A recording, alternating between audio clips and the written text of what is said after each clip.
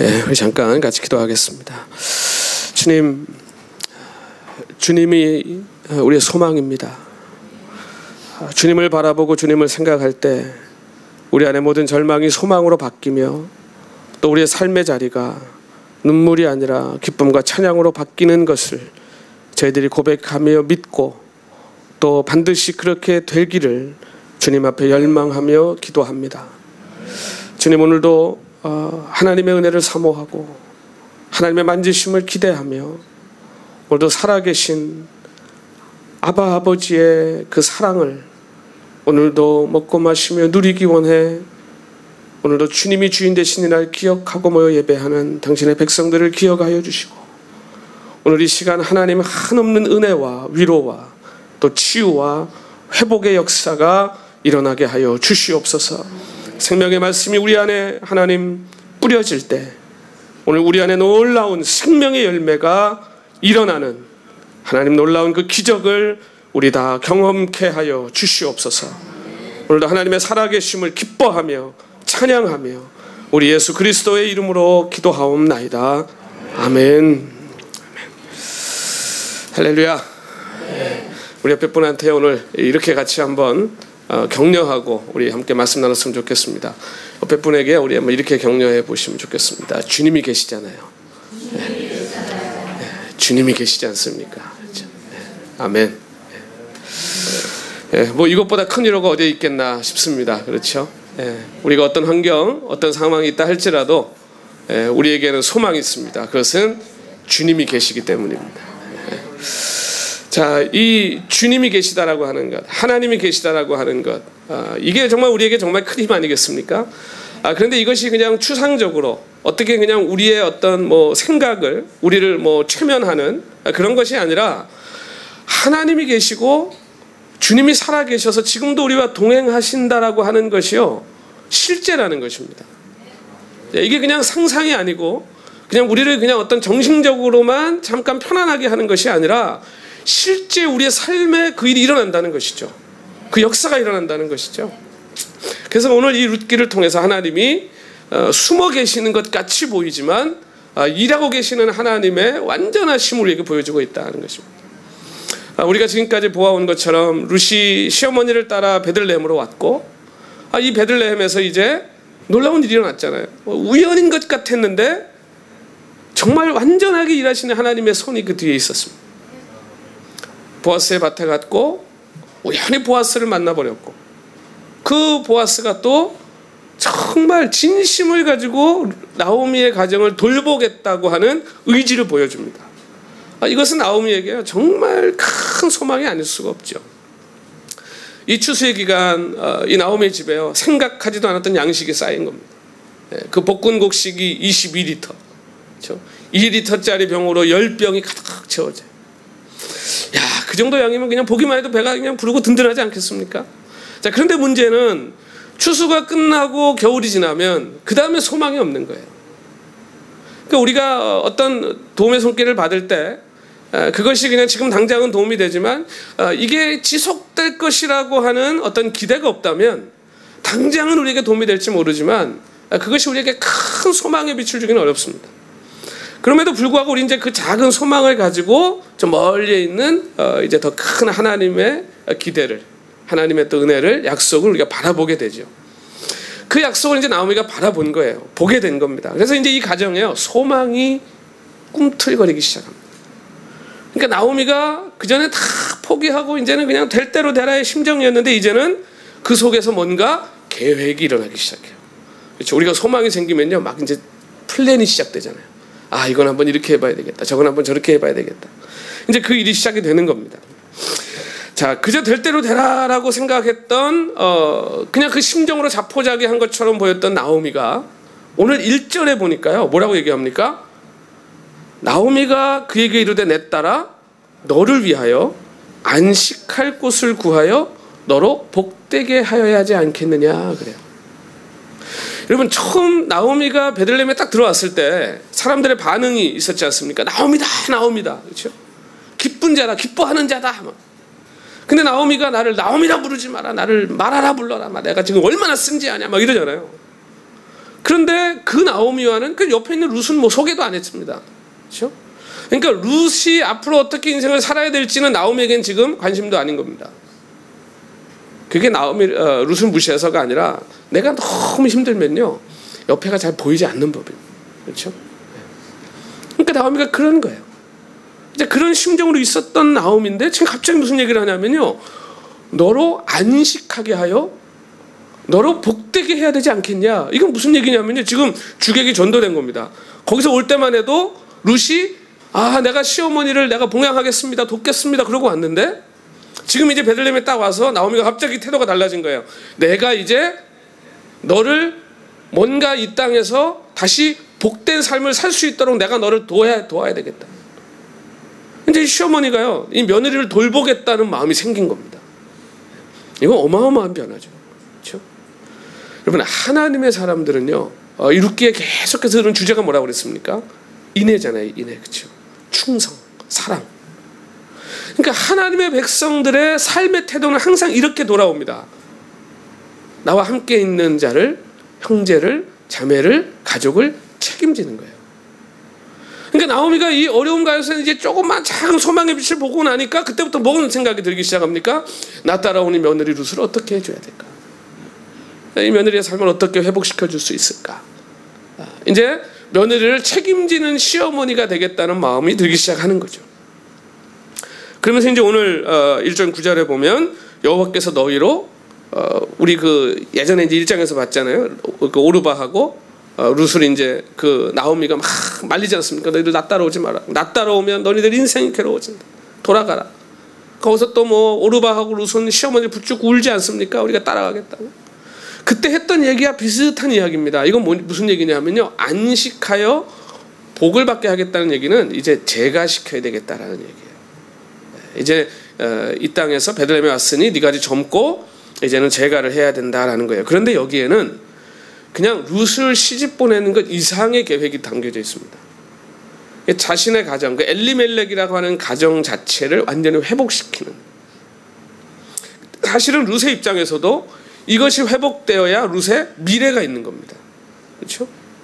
그래야 자기 시아버지, 그 엘리멜렉 집안에 원래 있었던 그 땅, 그 기업, 하나님이 그 가정에 주셨던 기업이 다 회복되는 거예요.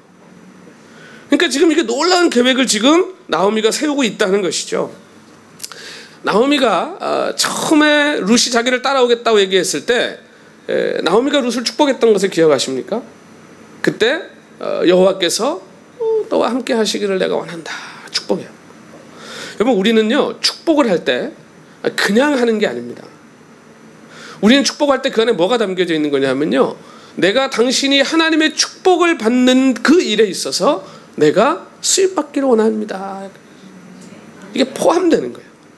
그때 우리가 당신을 축복합니다, 권사님 축복합니다, 집사님 축복합니다 라고 얘기했을 때요, 거기에는 책임이 함께 가는 겁니다. 그래서 나를 통해 하나님의 축복이 그 사람에게 흘러가기를 우리가 늘 민감하게 보는 것이죠. 그래서 우리가 내가 할 수 있는 일이 무엇인가, 내가 뭘 할 수 있을까를 항상 생각하게 되는 것이고요. 그래서 예수 믿는 사람이 믿지 않는 사람들이 볼 때는 세상 말로 하면 약간 뭐라고 그랬죠? 오지랖이에요, 오지랖. 뭐 저렇게까지. 세상 사람이 그렇게 볼 수 있지만 우리가 볼 때는 우리는 하나님의 백성으로 예수 믿는 사람답게 책임을 다하는 삶을 사는 것이죠. 이 나오미가 이제 그런 하나님의 뜻이 이루어지는 그 일에 나도 동참하고 내가 그 일의 대행자가 되고자 하는 이때 소망을 갖게 되는 겁니다. 근데 가만히 생각해 보면요, 이것처럼 복된 인생이 사실 어디에 있습니까? 그렇죠? 우리가 굉장히 복된 삶을 만나서 그 사람을 통해 복을 받는 것도 참 행복한 일이지만, 그것도 굉장히 아름답고 행복한 일입니다. 그러나 나를 통해 누군가가 복을 받게 되었다면 그것보다 더 보람 있는 게 어디 있겠어요? 이것보다 정말 멋진 인생은 없는 것이죠. 하나님은 우리가 다 그런 인생을 살기 원하시는 줄 믿습니다. 그게 하나님이 우리에게 원하시는 삶의 모습이에요. 그게 하나님이 자랑하고 싶으신 거죠. 봐라, 내 딸이야, 내 아들이야. 그래서 하나님이 하나님의 백성을 어디다 갖다 놓으시는가? 항상요, 세상 한가운데 갖다 놓으시는 거예요. 고난을 받아도, 하나님의 복을 받아도 연단을 통해 그 고난을 이겨내는 모습을 통해서 하나님이 그 인생을 자랑하시는 거예요. 또 하나님이 복을 주시면 그 복을 통해 가지고 봐라, 이게 내 아들이야, 이게 내 딸이야 자랑하시는 거예요. 그들을 통해 믿지 않는 자들은 하나님이 살아계시는구나, 하나님께 나오게 되는 것이죠. 이것이 하나님이 주시는 복이다. 자, 그러니까 지금 이 룻기는요, 이 책임을 다하는 사람들과 그리고 책임을 전혀 관심 없이 그냥 자기만 위해서 살아가는 인생들이 등장하는 하나님의 백성들의 삶의 모습입니다. 그래서 그 책임을 지지 않는 인생들로 인해 가지고 하나님의 공동체가 어떻게 깨져가는지를 보여주는 것이고요. 그럼에도 불구하고 책임을 다하는 사람들을 통해 그 공동체가 다시 어떻게 회복되어지는가를 보여주는 것이죠. 그런데 잘 보면 하나님의 관심이 누구에게 있다는 겁니까? 그 책임을 다하는 자에게 있다는 거예요. 예, 그 인생에게 하나님이 늘 동행하시고 함께 가신다는 것이죠. 그래서 우리가 기도해준다, 누구를 위해서 기도한다 그러면요, 우린 기도한 다음에 늘 그것을 염두에 두고 살아야 됩니다. 기도하셨다면요, 하나님이 이 기도를 어떻게 이루어 가시는가를 계속 여러분들이 민감하게 보셔야 돼요. 하나님이 이걸 어떻게 움직이시는가, 이 상황을 어떻게 바꿔 가시는가. 왜 중요하냐 하면, 그렇지 않으면 기도해놓고 내가 기도한 것과 전혀 상관없는 인생을 살아버리게 돼요. 근데 내가 기도한 것을 계속 염두에 두고 마음에 품고 하나님이 이것을 어떻게 이루시는가를 보게 되면요, 하나님이 나를 어떻게 인도하시는가, 그리고 하나님이 내가 뭘 하기를 원하시는가를 보게 됩니다. 그래서 우리는 기도해놓고 던져버리는 게 아니고요, 기도해놓고 품고 사는 거예요. 그래서 기도하셨다면 그 기도의 내용을 품고 그 기도와 함께 살아가시기 바랍니다. 그러면 하나님 일하시는 게 보이기 시작한다는 거예요. 그래서 지금 나오미가 실제로 축복한다고 얘기했잖아요. 그리고 보아스도 룻을 만났을 때 네가 여호와의 날개 아래 보호받길 원한다, 축복하지 않습니까? 그리고 하나님께 맡겨버리지 않잖아요. 자기가 해야 될 일을 최선을 다해서 책임을 지는 거예요. 예, 그 은혜를 베풀고. 그러니까 이제 어쨌든 이 나오미에게 이제 막 꿈이 생겨요. 보아스라는 이름을 딱 듣는 순간 나오미가 눈빛이 바뀌었잖아요. 아, 그 보아스는 오늘 본문에 나오지 않습니까? 우리 친족이 아니냐, 기업 물을 자가 아니냐. 이건 우연이 아니라는 거죠. 이건 하나님이 분명히 뭔가 이제 역사하시는구나라고 하는 낌새를 나오미가 차린 거예요. 그러니까 이제 막 소망이 일어나기 시작하는 거죠. 네. 여러분, 오늘 저 여러분의 미래가 누구의 손에 있습니까? 하나님의 손에 있습니다. 행위라고 하는 것을 한국 교회가 언제부턴가 굉장히 좀 잘 쓰면 안 되는 말로 자꾸 이렇게 감추기 시작했던 것 같아요. 왜냐하면 믿음으로 구원받는데 자꾸 행위를 강조하는 것은 사실 우리가 실제로 행위로 구원받지 못하니까, 그렇죠? 네. 믿음으로 받는 겁니다. 그런데 자, 하나님이 우리를 어떻게 인도하시는가? 이스라엘 백성들을 보고 하나님 백성들을 성경을 통해서 봐도요, 주도하시는 건 누가 하십니까? 항상 하나님이 하세요. 그러니까 항상 하나님 먼저 가세요. 하나님 이끌어 가세요. 그런데 거기엔 반드시 뭐가 있어야 돼요? 하나님의 백성의 순종이 있어야 돼요. 그 하나님이 인도하시는 것을 따라가는 삶의 행위가 거기에 들어가요. 그러니까 주도하시는 것은 하나님이 하시지만 우리가 그것에 순종하고 따라가는 것이 반드시 거기에 함께 가야 된다는 겁니다. 자, 그런 점에서 룻과 보아스는 탁월한 믿음의 사람인 거예요. 기도하고 행하는 겁니다. 그렇게 기도했고 내가 하나님을 믿겠다고 결심했고 결단했고 그리고 그렇게 살아버리는 거예요. 여기에서 기적이 일어난다는 것이죠. 여기에서 이제 일이 일어나는 겁니다. 그래서 우리의 인생 가운데 하나님 주신 축복 가운데 가장 큰 축복이 뭔가 하면요, 만남의 축복입니다. 그래서 하나님이요, 이 하나님의 사람들끼리 만나면 역사가 일어나요. 이게 룻이요, 아무리 거기서 뭐 사람들 많이 만나도 하나님이 예정하고 예비한 사람을 만나야 기적이 일어나는 겁니다. 그렇죠? 그러니까 오늘 우리 믿는 사람들끼리 여기서 이렇게 만났다. 더군다나 이 동경에서, 그렇죠? 이 넓은 세상 한가운데 이 동경에, 그렇죠? 그리고 이 동경연합 장로교회에서 저는 절대로 우연이 아니라고 생각합니다. 이 만남을 통해서 하나님이 뭘 하기 원하실까? 저는 틀림없이 오늘 이곳에 있는 저 여러분들이 복받기 원하시고, 그리고 우리를 통해 그 복이 흘러나가 지금 주변에 많은 불행한 인생을 살아가는 사람들도 그 복을 누리기를 원하신다는 것이죠. 그렇다면 오늘 우리가 그 아름다운 공동체, 아름다운 세상을 만들기 위해 무엇을 해야 되는가? 우리가 이 인의 삶을 살아내야 된다는 것이죠. 우리의 미래는 하나님의 손에 있는 거예요. 그래서 오늘도 보면요, 룻이 이제 우리 오후 예배 시간 2부 예배 때 보겠습니다만 이제 하나님께서 태를 여셔서 아이를 주시잖아요. 성경은요 항상 하나님의 역사를, 특히 구약에는 이것과 많이 연관되어 있습니다. 불임의 상태에서 하나님이 자녀를 주시는 것으로 이게 연결이 돼요. 그러니까 이 불임의 상태라고 하는 것은 그냥 뭘 의미하냐면 그냥 불가능입니다. 완전히 벽이 막혀서 이제 해결할 수 없는 상황, 절망의 상황. 이게 항상 어떤 그림으로 나오냐면 불임의 상황으로 나오는 거예요. 그래서 아브라함과 사라를 하나님께서 어디까지 가져가세요? 완전 포기의 상태까지 데려가시잖아요. 완전 포기예요. 이걸 경험해야 우리가 순종으로 나간다는 거예요. 완전 불가능의 상황에서 하나님이 역사를 이루실 때 우리가 하나님이 살아계시는구나 확실하게 믿게 되는 거죠. 물론 기럝과 말론이 엘리멜렉의 아들이 젊은 나이에 죽습니다만 그래도 결혼하고 아이를 가질 충분한 시간이 있었다고 보여져요. 그런데 이제 룻이나 오르바는 아이를 갖지 못했다라고 하는 것은 어쩌면 룻이 그 불임의 상태에 있었다라고도 볼 수 있는 것입니다. 어쨌든 이제는 그 남편이 죽었고 룻에게는 이제 아이를 가질 수 있는 상황이 이제 재혼하는 것밖에 없는데 베들레헴으로 왔잖아요. 자, 이 상태에서 하나님께서 태를 여셔가지고 사장에 보면 분명히 얘기하거든요. 하나님이 그 태를 열어 자녀를 주셨다는 거예요.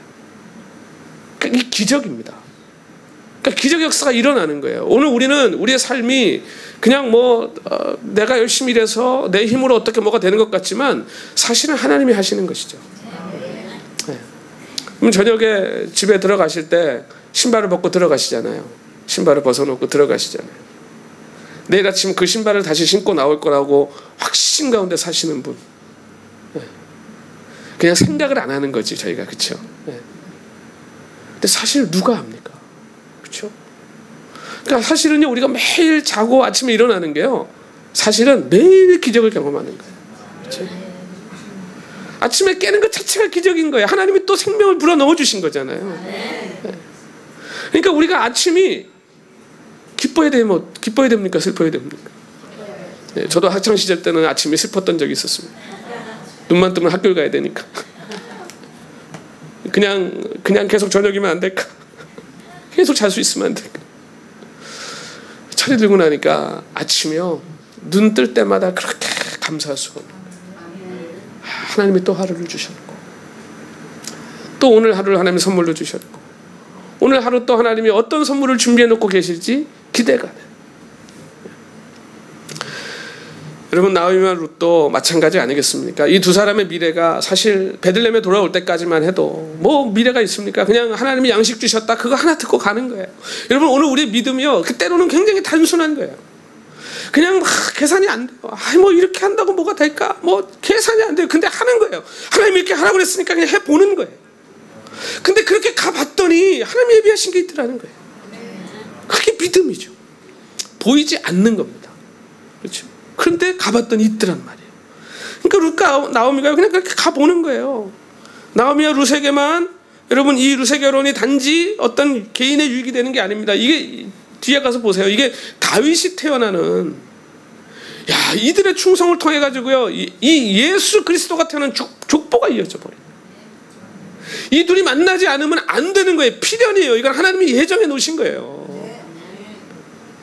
하나님의 약속은요 누구도 바꿀 수 없다. 오늘 저와 여러분을 통하는 하나님의 그 영생의 약속, 너는 내 것이라고 하신 그 놀라운 선포, 이것은 어떤 것도 바꿀 수 없는 줄로 믿습니다. 우리가 이것 때문에 그냥 믿지 않는 사람 맨날 뭐가 그렇게 좋아서 웃고 다니냐 그러는 거 아니에요. 저희들 그냥 뭐 좋은 거죠. 우리는 오늘 하루 또 해야 될 숙제가 잔뜩 쌓여있고 내 인생의 호목이 아직도 쌓여있지만 그래도 우리는 아침에 일어날 때마다 행복하잖아요. 주님과 함께. 나오미가 이 모든 문제를 해결하기 위해서 룻을 결혼시키겠다는 이제 그 책임을 자기가 지겠다는 생각을 하는 거예요. 이제 룻을 결혼시켜야 되겠구나. 그게 이제 보아스와 결혼시키는 거예요. 그러니까 지금 계획을 세워주는데요. 참 나오미가 역시 인생을 오래 살았잖아요. 그러니까 이 플랜이요 아주 구체적입니다. 목욕하고, 그렇죠? 잘 꾸미고 타이밍이 또 기가 막힙니다. 그 보리 그 타작마당 그러니까 추수하고 이제 잔치가 벌어지는 거예요. 그러니까 기분이 좋을 때 아니에요. 그러니까 먹고 그러니까 아주 이 나오미가 구체적으로 얘기해 주죠. 먹고 잔치 끝나고 기분 좋아가지고 이제 그랬을 때 어디 가서 보아스가 누울지, 그러니까 보아스 텐트를 잘 봐두라는 겁니다. 잘 봐뒀다가 보아스 눕는 자리에 가가지고 거기 살짝 쿵 들어가라는 거예요. 그러니까 막 화장하고 다 예쁘게 꾸며가지고 이제 나오미가 룻을 보내는 거죠. 근데 이 룻이라고 하는 여인이요, 이런 걸 할 줄 모르는 여인. 이런 걸 할 줄 모르는 여인. 그러니까 그렇게 해서 보냈는데 어떻게 합니까? 그냥 밑에 그냥 정말 그냥 가만히 누워 있잖아요. 밤새도록 그냥 가만히 누워 계시는 거예요. 그러니까 보아스가 자다가 발에 뭐가 툭 걸리니까 깜짝 놀라가지고 뭐냐고 봤더니 룻인 거죠. 근데 그 대화가요, 야, 정말 완벽한 남성과 여성의 대화. 이 룻의 입장에서는요, 그 타작마당으로 내려가는 것이요 쉽지 않은 일입니다. 그렇죠? 한번 생각해 보세요. 거기는 지금 남자들이 득실거리는 곳입니다. 여인이에요, 몸이에요. 그것도 어디 여인? 모함 여인. 거기를 그 화장하고 꾸미고 내려갑니다. 한번 생각해 보세요. 이게 저는 이 거기를 향해 가는 치장하고 그 타작마당을 향해서 걸어가고 있는 룻의 모습을 그려보면요, 마치 오늘 이 세상 한가운데서 우리가 살아가고 있는 우리 이민자의 삶, 그렇죠? 정말 저 앞에 뭐가 있을지도 모르면서 한 걸음 한 걸음 그냥 걸어가고 있는, 어쩌면 우리의 인생길 같은 거예요. 우리가 오늘도 계획하고 플랜하고 가지만 사실 그 앞에 뭐가 있는지 우리가 어떻게 압니까? 그렇죠? 내일은 또 무슨 일이 일어날지. 어떻게 보면 우리 인생이 그런 것 같아. 정말 그 어두운 타작마당을 향해 걸어가고 있는 것 같은 게 어쩌면 이 세상에 살아가는 우리들의 삶인 것이죠. 그런데 그 길을 어떻게 해요? 가야 된다는 거예요. 그 길을 가지 않으면 안 된다는 거예요. 가야 되는 겁니다. 근데 가는데 우리는 그냥 무대 보러 가는 게 아니고요, 예배 시작하면서 함께 했던 인사 있잖아요. 누가 계시다고요? 주님이 계시죠. 주님이 계시죠. 여호와는 나의 목자시니 내가 부족함이 없으리라. 그가 나를 푸른 초장에 누이시며 쉴 만한 물가로 인도하십니다. 여러분, 초장이 있고 물가가 있어도 눕지 못하고 쉬지 못하면 그게 무슨 초장이고 그게 무슨 물가. 그렇죠? 이 중요한 거는요, 쉴 만한, 누울 만한, 그거 하나님이 예비하시는 거예요. 여러분, 양들이 이 목동이 양을 칠 때요, 이 다윗은 목동이었잖아요. 양을 쳤던 사람이잖아요. 그러니까 이 시편 23편은요 목동이 해석해야 기가 막히게 해석이 되는 겁니다. 그래서 그 양과 목자라는 그 필립 캘리라고 하는 분이 쓴 아주 고전이 있습니다. 오래된 책인데 아직도 베스트셀러입니다. 이분이 선교사 아들인데 아프리카에서 양을 쳐요. 그래서 이분이 양을 치면서 시편 23편을 확 들어와가지고요, 그래 가지고 책을 쓴 게 이제 양과 목자라는 책입니다. 기회가 되시면 꼭 한번 읽어보시면 좋을 것 같아요. 필립 캘리라고 하는 분이 쓴 책이에요. 근데 이분이 그걸 기가 막히게 설명해놔요. 양을 칠 때 목동이 양을 데리고 이동을 하잖아요. 이렇게 이제 풀을 뜯어 먹어야 되니까. 그런데 이동을 하기 전에 안전한 이제 목초지에서 양들이 풀을 뜯을 동안 목동은 뭘 하냐면요, 다음에 풀 뜯어 먹일 목초지로 먼저 갑니다. 그래서 먼저 가서 거기서 독초들을 다 제거하고, 그리고 덫을 놓고 곰이라든지 사자라든지 이런 맹수들을 미리 다 사냥을 한다 그래요. 그래가지고 그 양들이 와서 풀을 뜯어 먹을 좋은 환경을 미리 만들어 놓고요, 틈틈이 가서 그걸 하는 거예요. 그리고 여기 다 뜯어 먹으면 이제 그리로 데려가는 거예요. 그러니까 지금 이 다윗의 고백은요, 기가 막히게 아주 실질적인 고백이에요. 하나님이 나를 인도하시는데 어떻게 인도하시냐 하면, 내가 어두운 타작마당 혼자 그냥 외롭게 가는 것 같지만 하나님이 이미 가서 다 준비하고 예배해 놓으셨다는 거예요. 우리 눈에는 안 보이는데 양들이 안 보이잖아요. 목동이 지금 가서 뭐라고 있는지 안 보여요. 양들은 모릅니다. 그냥 목동이 오라 그러면 따라가는 거예요. 근데 갔더니 다 예비되어 있는 거예요. 그러니까 어떻게 해요? 목자가 데리고 가는 그 목초지는 누워서 쉴 수 있는 것이죠. 주님이 우리를 인도하시는 것이 그렇게 한다는 겁니다. 그러니까 지금 룻이 가지만 믿음으로 가는 거예요. 하나님이 우리를 위해 예비하시는 애. 여기 어디 뭐 룻이 믿음으로 갔다는 얘기가 있습니까? 뭐 그런 질문 하는 분들 가끔 제가 만납니다. 그 여러분 룻기 전체를 읽어보세요. 계속 뭐라고 그래요? 여호와의 날개 아래 거하기를 원한다. 여호와께서 너에게 복 주시기를 원한다. 그렇죠? 우리가 네게 은혜를 입으면. 여기는요 계속 배경에 뭐가 깔렸습니다. 하나님이 일하실 거야. 하나님이 너와 함께 하실 거야. 하나님 복 주시기를 원해. 하나님이 그 어려움들을 이겨내게 하실 거야가 계속 복선에 깔려요. 그러니까 그 믿음 가지고 가는 거예요, 루시. 그 타작마당을 향해 가는 거예요. 근데 여기서 루시 이제 그 타작마당에는 보아스만 있는 게 아니죠. 그 종들이 얼마나 많아요. 더군다나 젊고, 그렇죠? 한참 지금 젊음에 혈기왕성한 젊은이들도 많이 있다는 거예요. 그런데 이 룻이 어디로 가요? 보아스의 장막으로 들어가는 겁니다. 그러니까 이게 왜 그래요? 기업물을 짜기 때문에 그런 거예요. 그러니까 룻은요 지금 이게 무슨 애틋한 무슨 사랑의 이야기가 절대로 아닙니다. 보아스가 무슨 매력적인 남자도 절대로 아닙니다. 나이도 많습니다. 보아스는 이미 유력한 자예요, 이 지역에서. 그런데 이 지금 룻은 어떤 사명을 가지고 가는 거예요? 집안을 회복하는 그 무거운 사명을 가지고 지금 보아스의 그 장막을 향해 가고 있는 거예요. 그런데 이게 뭐냐 하면 이스라엘에 하나님이 주신 기업을 회복시키시는 율법이에요. 그러니까 하나님의 법을 따라서 하나님의 법을 믿고 가는 겁니다. 근데 그 책임을 다하지 않는 사람들이 훨씬 많은 그 사회 안에서 반드시 그걸 책임질 사람이 있다는 걸 알고 가는 거죠. 보아스를 믿고 가는 거고 하나님을 믿고 가는 거예요. 그 지금 걸음을 가는 거죠. 근데 문제는 보아스에게 그걸 강요할 수가 없는 거죠. 그러니까 이게 성경이요 참 정말 균형 잡히고 정말 맞는 겁니다. 그러니까 이 지금 하나님의 율법대로 하면 따져야 되는 겁니다. 아무개한테 가서 당신 지금 하나님 율법 지켜야지 왜 나 안 도와주냐라고 따져야 되는 그런 모습을 찾아볼 수 없죠. 보아스에게 찾아갈 때도 정말 공손한 태도, 부탁하는 태도, 그렇죠? 좀 겸손한 태도로 가는 거예요. 강요하지 않습니다. 그러니까 가서 가만히 있는 거예요. 그러니까 하나님이 그 백성에게 인애를 베푼, 죽은 자에게까지도 인애를 베풀 자다라고 얘기하는 게 바로 여기에 이제 그 담겨져 있는 거죠. 우리 죽은 내 남편 엘리멜렉까지도 그 기업이 회복될 수 있도록 보아스는 도울 사람이다. 충분히 그럴 사람이다. 알고 있는 거예요.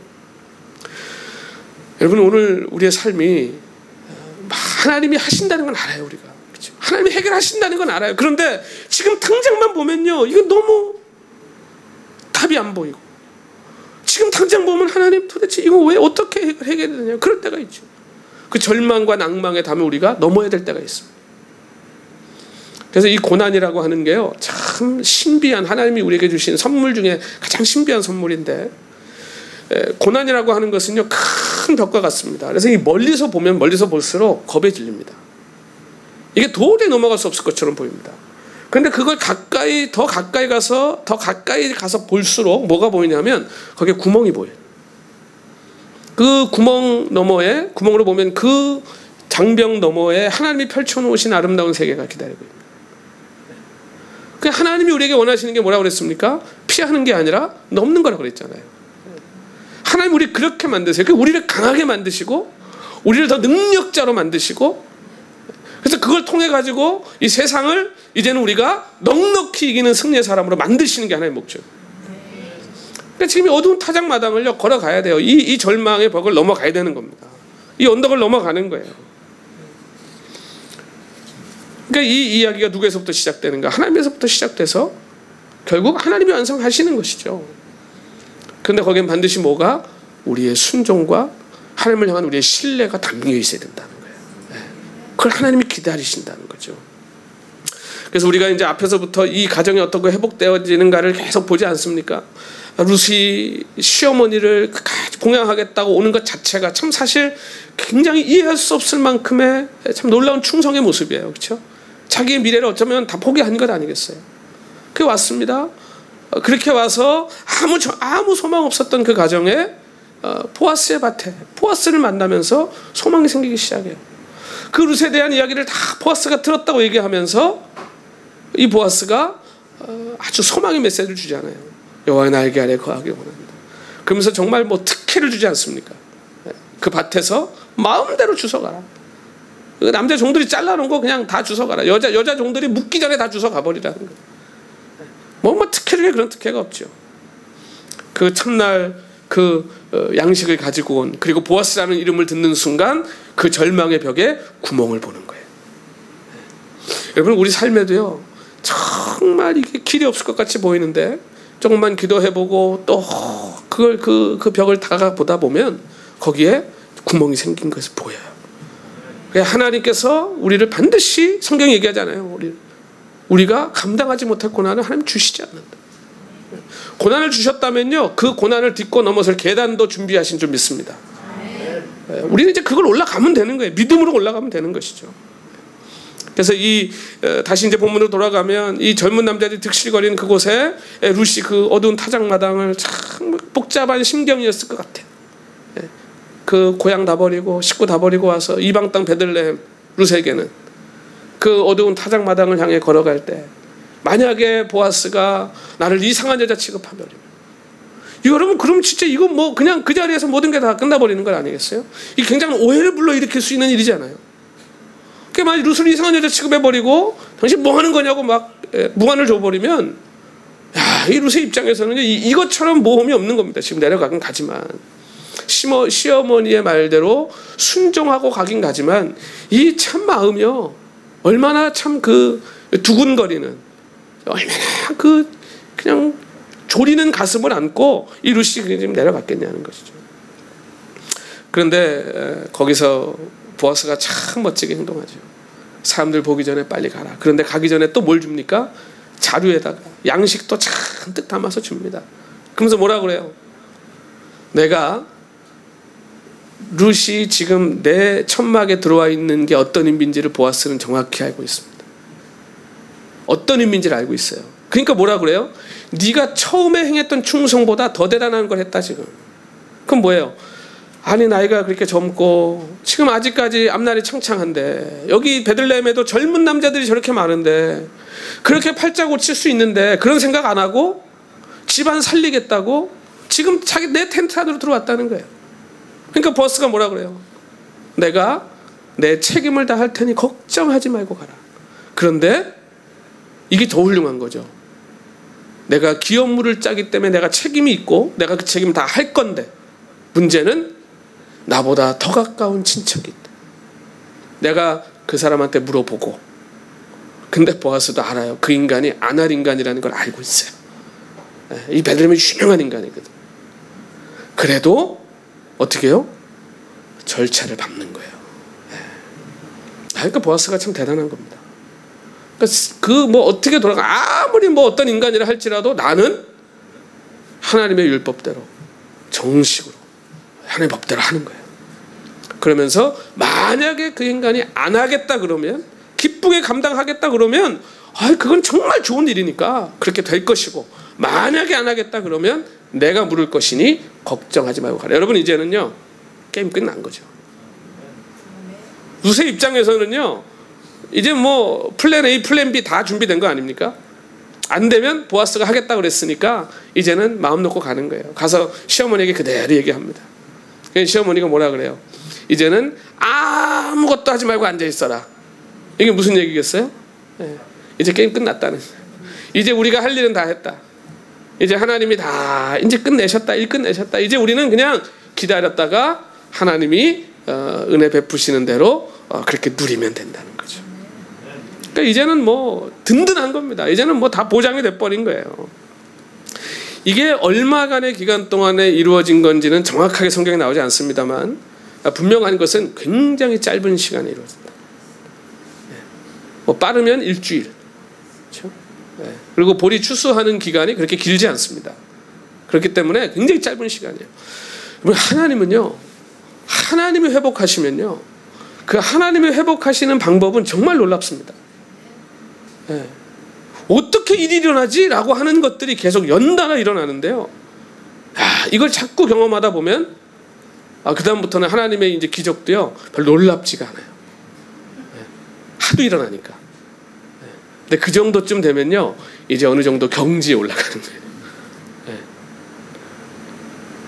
오늘 우리 인생의 고난이 많을수록요 하나님의 은혜의 흔적이 많은 겁니다. 저는 제 아들 이름을 미국 이름을요 이삭이라고 지었어요. 이삭, 아이색이거든요. 제가 왜 그렇게 졌냐면 저는 수업료를 많이 치렀어요. 목사 되고 개척하고 지금까지 오면서 수업료를 좀 많이 냈어요.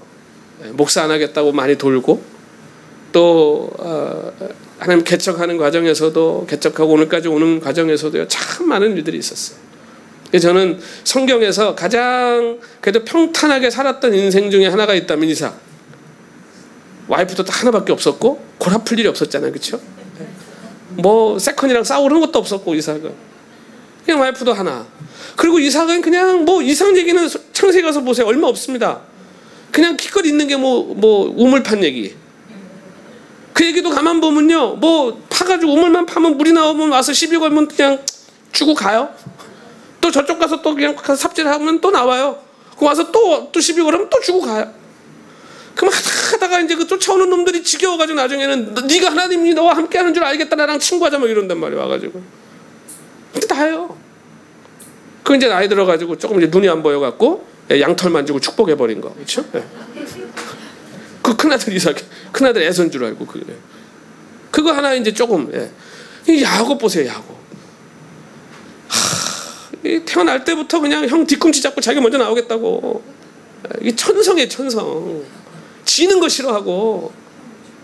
그러니까 그냥 장자가 이거 미치겠는 거죠. 자기가 아무리 봐도 저 형 맨날 뭐 말 타고 그냥 막 돌아다니면서 사냥이나 하고 저거, 내가 장자 돼야 될 것 같다.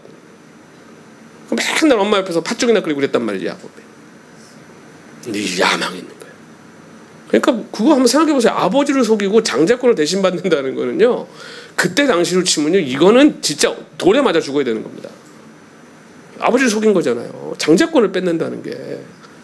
그래놓고 도망가가지고 자기보다 더 센 놈을 만나죠. 라반이라는 삼촌을 만나가지고 14년을 착취당하고. 그리고서 그 와이프 둘에 첩 둘에 얼마나 고생합니까? 12아들, 거기다가 또 가장 사랑했던 요셉이 죽은 줄 알아가지고 그 자식을 가슴에 묻고 살다가 또 애굽 가가지고 극적으로 만나서, 그러니까 애굽 바로 앞에 가가지고 한 얘기가 내가 험난한 인생을 살았나이다. 야곱의 인생이에요. 근데 죽을 때 보세요.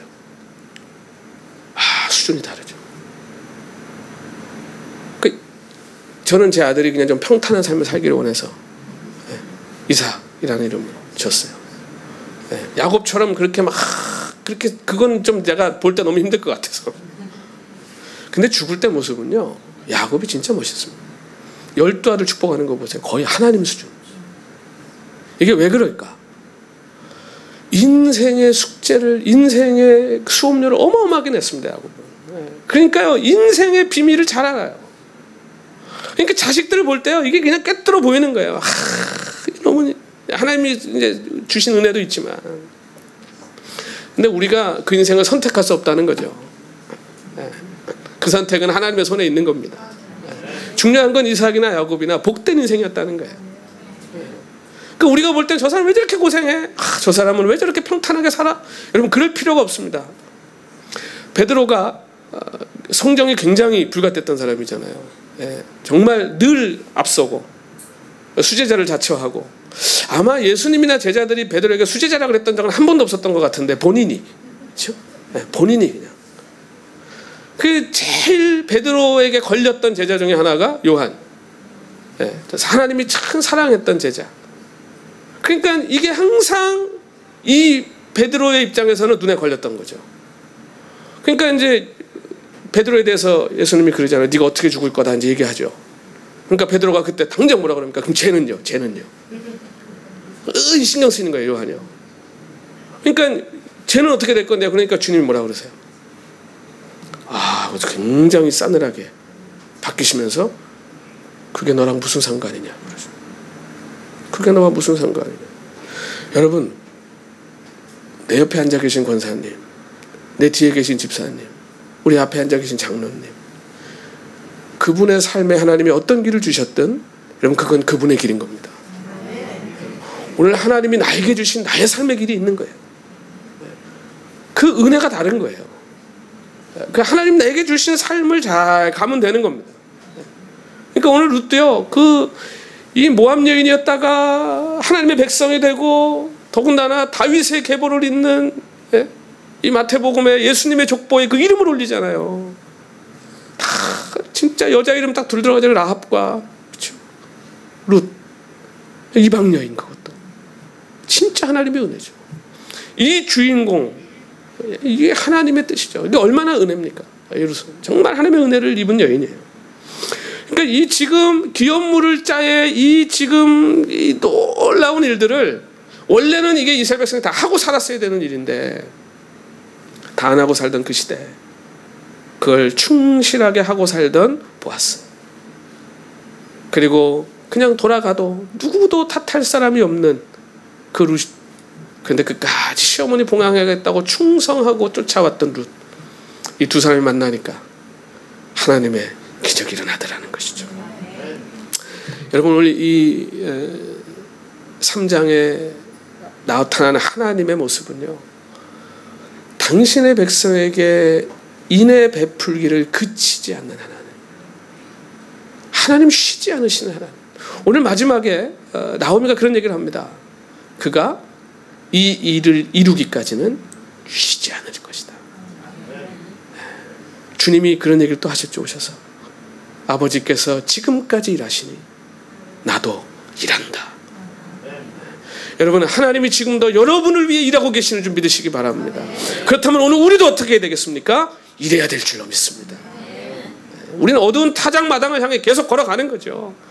저 앞에 뭐가 있는지 모르지만 하나님이 지금도 일하고 계시니, 주님이 지금도 일하고 계시니 오늘 우리도 하나님과 함께 일해야 될 줄로 믿습니다. 내가 무슨 일을 할까? 내가 뭘 할 수 있을까? 아니에요. 여러분의 삶의 자리에서요, 내가 오늘도 믿음으로 그리고 신앙인으로 오늘 하루를 내 삶의 자리에서 가정이든 직장이든 어디든 살아내시는 것, 그게 오늘 우리의 삶의 이유요 목적인 줄 믿습니다. 그 일이 때로는 어두운 타작마당으로 가는 것 같고, 그게 때로는 앞이 보이지 않는 미지의 세계를 향해 가는 것 같지만, 여러분 거기에 하나님이 일하고 계심을 믿으시기 바랍니다.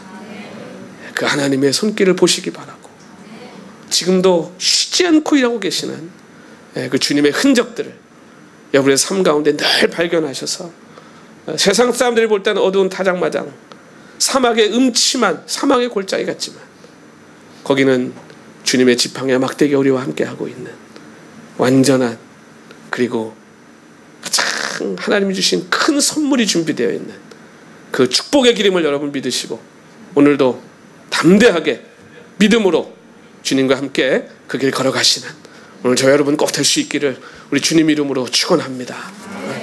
우리 한번 오늘 말씀 생각하면서 우리 잠깐 같이 한번 기도했으면 좋겠습니다.